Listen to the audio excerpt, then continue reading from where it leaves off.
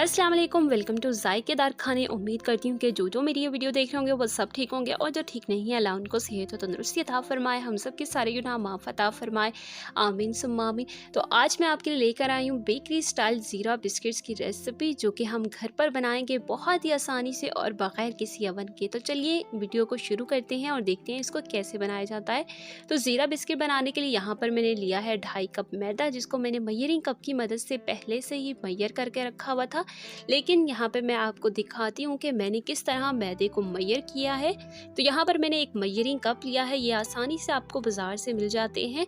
तो पहले इस मैयरिंग कप को मैंने मैदे से फिल किया है और फिर यहाँ पर देखिए स्पून की बैक साइड की मदद से मैं इसको ऊपर से मैदे को लेवल कर रही हूँ और इस तरीके से ये हो गया हमारा 1 कप मैदा। तो इसी तरीके से मैंने मयरिंग कप की मदद से 2.5 कप मैदे को मैयर किया है। लेकिन मयरिंग कप को इस्तेमाल करते हुए आपने एक बात का ध्यान रखना है कि कभी भी आपने मैदे को ऊपर से नहीं दबाना और दोबारा से उस मयरिंग कप में मैदे को नहीं रीफिल करना, नहीं तो आपकी सारी मेजरमेंट ख़राब हो जाएगी।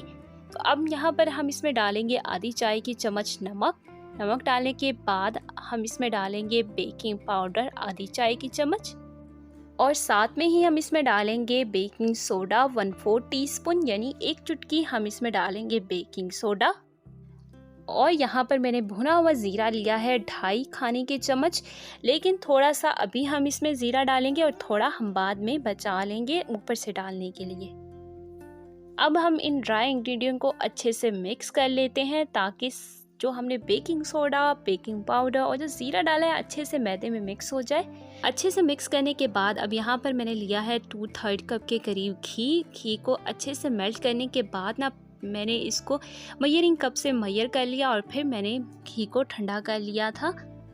अगर आपके पास घी नहीं है तो आप इसकी जगह बटर का भी इस्तेमाल कर सकते हैं। और अब मैंने इसमें 2/3 कप के करीब ही शामिल कर दिया पिसी हुई चीनी और यहाँ पर देखें हैंड विस्कर की मदद से इसको मैं अच्छे से बीट कर रही हूँ। इसको हमने बिल्कुल अच्छे से बीट करना है। तो जैसे जैसे हम इस घी को बीट करते जाएंगे वैसे वैसे ये जो घी है क्रीमी और एरी होता जाएगा। तो यहाँ पर देखें ये घी जो से अच्छे से क्रीमी हो चुका है, बिल्कुल ऐसा ही हमें चाहिए। अब हम इसमें थोड़ा सा मैदा डाल देते हैं। मैदा डालने के बाद दोबारा से हम इसको अच्छे से मिक्स कर लेते हैं। तो जब तक मैं इसको मिक्स कर रही हूँ अच्छे से, आप मेरे चैनल को सब्सक्राइब कर दीजिए और वीडियो को भी लाइक कर दीजिए। तो यहाँ पर देखें अच्छे से मिक्स करने के बाद ना ये जो बाकी का मैदा है ना ये भी हम इसमें डाल देते हैं और फिर हाथ की मदद से हमने मैदे को घी के अंदर अच्छे से मिक्स करना है। तो यहाँ पर आप देखें अभी जो मैदे का टेक्सचर है ना वो थोड़ा क्रम्बली है। तो इसको एक डो की फॉर्म में लाने के लिए हम इसमें शामिल करेंगे दूध। तो यहाँ पर मैंने 5 खाने की चम्मच लिया था दूध। ठंडा दूध है, गर्म दूध नहीं इस्तेमाल करेंगे और थोड़ा थोड़ा करके दूध हम शामिल करेंगे और फिर हमने इसको हाथ की मदद से इसको हमने इकट्ठा करना है। इसको गूंदा नहीं शुरू कर देना, बस हमने इसको दूध थोड़ा थोड़ा शामिल करके इसको इकट्ठा करना है, एक डो की फॉर्म में लेके आना है। यहाँ पर देखें जो बिस्किट की डो है ना वो बिल्कुल तैयार है और मैं आपको दिखाती हूँ। ये अभी भी क्रम्बली है, हाथ लगाने से ये अभी भी आपको महसूस होगा। ये देखिए क्रम्बली है। तो इसी तरह का हमें ये डो चाहिए। अब हम इसको कवर कर देते हैं इस डो को और हमने इस कवर की हुई डो को हम रख देंगे फ्रिज में ठंडा होने के लिए। 15 मिनट हम इसको फ्रिज में रखेंगे ठंडा होने के लिए। तो अब यहाँ पर देखें बिस्किट्स को बेक करने के लिए मैंने ली है एक कढ़ाई और इसके अंदर मैंने शामिल कर दिया है नमक। तो ये नमक को मैं इस्तेमाल करती रहती हूँ बेकिंग में, तो इसीलिए जो मैं पहले से इस्तेमाल करती रहती हूँ उसी नमक को मैंने शामिल किया है, इसलिए आपको इसका कलर थोड़ा डार्क लग रहा होगा।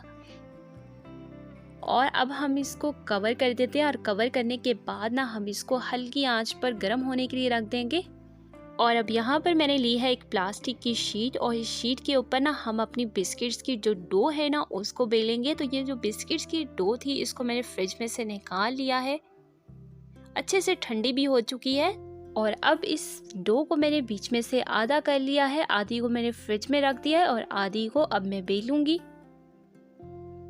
अब यहाँ पर इसके ऊपर दोबारा से प्लास्टिक की शीट रख दिया है और हल्के हाथ की मदद से ना आपने इसको बेलना शुरू कर देना है। थोड़े थोड़े आपकी रोटी में क्रैक आएंगे, लेकिन परेशान मत होइएगा, ये आते हैं।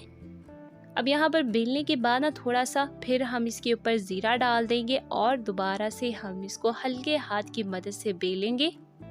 तो आपने ध्यान रखना है, ना ही आपने बिस्किट की डो को ज़्यादा पतला बेलना है और ना ही ज़्यादा मोटा। तो अब यहाँ पर देखिए मैंने लिया है एक बोतल का ढक्कन। अगर आपके पास भी कुकी कटर नहीं है तो आप भी इसी तरह से कोई भी डब्बी का ढक्कन या बोतल का ढक्कन लेके आपने इस तरह से डो को कट कर लेना है। तो यहाँ पर देखिए जो एक्स्ट्रा एजेस हैं हम उनको निकाल देते हैं। तो ये जो एक्स्ट्रा एजेस की डो है इसको आप ज़ाया मत कीजिएगा, इसको आप दोबारा से ठंडा करें और ठंडा करने के बाद दोबारा से आप इसको बेलें और बेलने के बाद दोबारा से आपने इनको कट कर लेना है बिस्किट की शक्ल में। यहाँ पर देखें प्लास्टिक शीट नीचे डालने की वजह से हमारे जो बिस्किट आसानी से निकल भी गए हैं। और इन बिस्किट्स को बेक करने के लिए मैंने यहाँ पर पिज़्ज़ा प्लेट में इनको रख दिया है और इस पिज़्ज़ा प्लेट को अब मैं रखूँगी गरम कढ़ाई में। अच्छे से कढ़ाई गर्म हो गई है तो यहाँ पर मैंने ध्यान से पिज़्ज़ा प्लेट को कढ़ाई के अंदर रख दिया है और ऊपर से कर दिया है कवर। कवर करने के बाद ना चूल्हे की आंच को मैंने बिल्कुल हल्का कर दिया, यहाँ पर आप देख सकते हैं। और अब हम इसको 15 से 20 मिनट के लिए बेक करेंगे। 15 से 20 मिनट के बाद ना हमने इनकी साइड चेंज कर देनी है ताकि दूसरी साइड से भी अच्छे से इन पर कलर आ जाए। तो इनकी साइड चेंज करने के बाद ना हमने इसको सिर्फ 1 मिनट के लिए कवर करके रखना है। बस हमने इसका कलर लेके आना है दूसरी साइड से भी। इतनी ज़्यादा देर हम इसको बेक नहीं करेंगे, बस 1 मिनट के लिए करेंगे। मुझे इन बिस्किट्स को बेक करते हुए 15 मिनट लगे हैं। आपको इससे ज़्यादा टाइम भी लग सकता है और ज़्यादा कम टाइम भी लग सकता है, डिपेंड करता है कि आपका बर्तन कितना बड़ा है जिसमें आप अपने बिस्किट्स को बेक कर रहे हैं। क्योंकि हमने इनको ओवन के बगैर तैयार किया ना, तो इसीलिए आपने पहली दफ़ा जब बनाए तो आपने टाइम और टेम्परेचर का ध्यान रख लेना है ताकि आपको अंदाज़ा हो जाए और फिर आप भी बहुत ही अच्छे तरीके से बिल्कुल बेकरी स्टाइल की तरह आप भी बिस्किट घर पर तैयार कर सको। यहाँ पर देखिए बिस्किट को ठंडा करने के बाद ये बिस्किट बिल्कुल तैयार हैं, बहुत ही ज़्यादा खस्ता तैयार हुए हैं। और देखिए 2.5 कप मैदे से कितने ज़्यादा बिस्किट तैयार हो गए। और ये चाय के साथ ना ये बिस्किट बहुत ही ज़्यादा मज़े के लग रहे थे। घर पर ये रेसिपी ज़रूर बनाइएगा और मुझे ज़रूर बताइएगा कि आपको ये आज की रेसिपी कैसी लगी। और अगर आपको वीडियो अच्छी लगी है तो प्लीज़ चैनल को सब्सक्राइब कर दीजिएगा, वीडियो को लाइक और वीडियो को ज़्यादा से ज़्यादा शेयर कर दीजिएगा। तो मिलते हैं अगली वीडियो में, तब तक अल्लाह हाफ़िज़।